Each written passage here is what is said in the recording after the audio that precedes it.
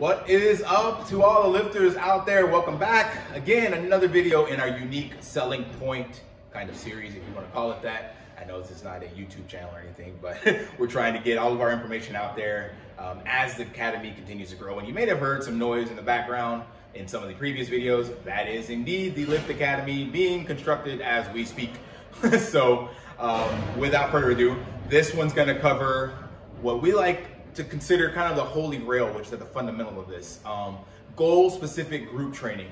So what that means is there are pros and cons that come to group training. And as a group training instructor and a person who has done boot camps in the military, at a corporate level, and here in Phnom Penh, there are some pros and cons. And I'm gonna start with the cons first, because I always tell, again, my boot campers this. It's that it's not catered to your particular goal. A boot camp, I like to look at as kind of a buffet platter, right? So typically it'll have a lot of different exercises, mostly body weight. There's usually some have some equipment that they can throw in, but usually lightweight equipment. And this is kind of to get you introduced to different things, and it's a very dynamic environment where you can sample a little bit of everything, high intensity, lots of group participation, other people there, and you can just enjoy yourself, so it's fun. Besides that though, I feel like it will plateau and doesn't help you really achieve your goals. So what I mean by that is that the focus typically in boot camp, and this is what most people feel, is to have you feel fatigued.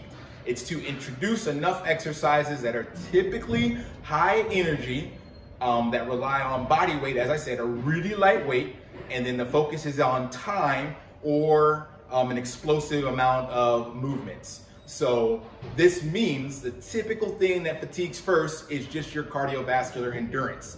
You're feeling fatigued and tired and sweating and in a pile of sweat on the floor because you have exerted a lot of energy, heart rate is elevated, but the muscular fatigue is not there.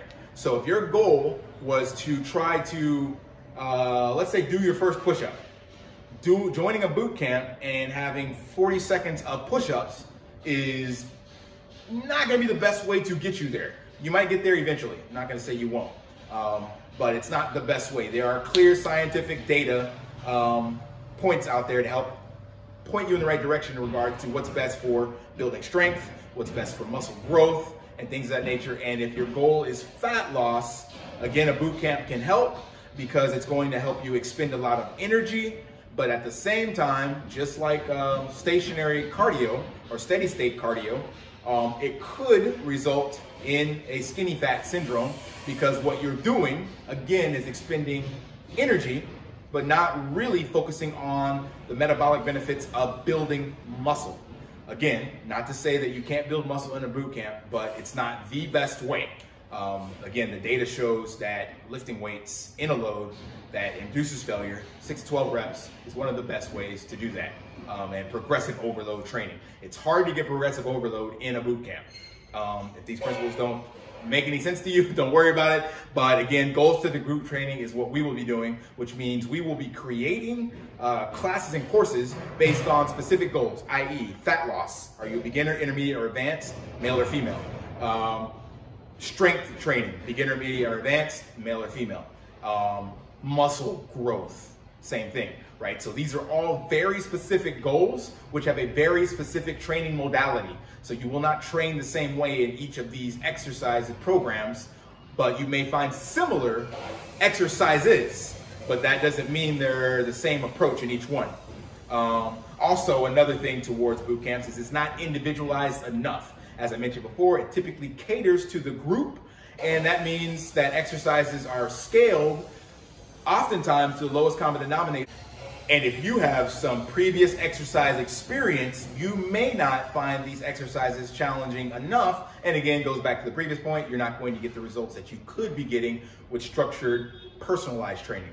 On the other end of the spectrum, if you're a super beginner and these high intensity exercises, you may find them intimidating and challenging and kind of shy away because you can't do burpees or tuck jumps. So you end up kind of feeling bad because you're not at the same level as the rest of the group, and then you kind of don't put in the effort you could because you're worried about what other people think. It's kind of like joining a dance class and everybody's kicking ass in the dance moves and you're the first person, you want to hide in the back and you don't get the real benefit of being in the class. So these are, again, just things that I personally feel are at kind of the con side of group training, where we will fix that because we're going to make it goal specific. And lastly, each person gets clear focus on why they are there in the first place. So what I mean by that is, originally when you set out with your own personal fitness journey, is you had a goal. We talked about this before with our results guaranteed training. So you had something you were expecting to get. So again, let's just use a simple one of fat loss, not weight loss, because we are not in the arena for weight loss. Fat loss. Then that means you want to track fat. That means all of your workouts and training should be targeted towards fat loss.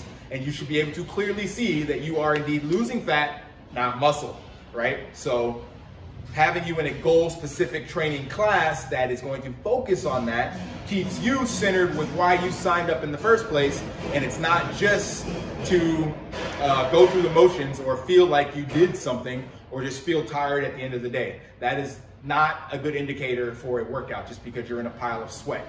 Although some people measure themselves by that, that's not what we want to do at the Lift Academy. We want goals. We want you to achieve those goals and want to have clear data to let us know you did and achieve those. So that's just 3 of those points for our goal-specific group training. And this is something very new. I have not found any other organization that do this, so you'll be learning right along with us to help smooth this out and make it work. So we appreciate your feedback if you do become a lifter. But until next time, lift daily and stay powerful.